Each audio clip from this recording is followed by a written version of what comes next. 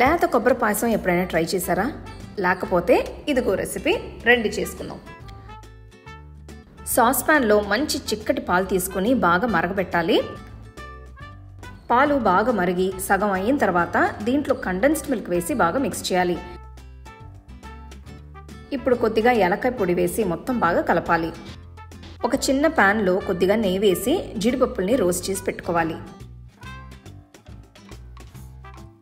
కొబ్బరి పాలకి కొబ్బరి ముక్కలు వేసి కొద్దిగా నీళ్లు పోసి కొబ్బరి పాలు తీసి పెట్టుకోవాలి. ఇప్పుడు కొబ్బరి బోండాల నుంచి నీళ్లు తీసి పక్కన పెట్టుకోవాలి. ఇప్పుడు మిక్సర్ జార్లో కొబ్బరి బోండం నుంచి తీసిన లేత కొబ్బరి నీళ్లు వేసి బాగా గ్రైండ్ చేయాలి. లేత కొబ్బరిని చిన్న చిన్న ముక్కలుగా కట్ చేసి పెట్టుకోవాలి. పాలు కంప్లీట్గా ఆరిన తర్వాత రుబ్బి పెట్టుకున్న కొబ్బరి ప్యూరే, చిక్కటి కొబ్బరి పాలు, సన్నగా తరిగిన లేత కొబ్బరి ముక్కలన్నీ వేసి మొత్తం బాగా కలపాలి.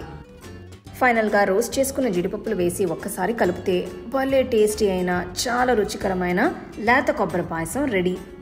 కాసేపు ఫ్రిడ్జ్లో పెట్టుకొని బాగా చల్లగా తింటే అబ్బా అద్దిరింది.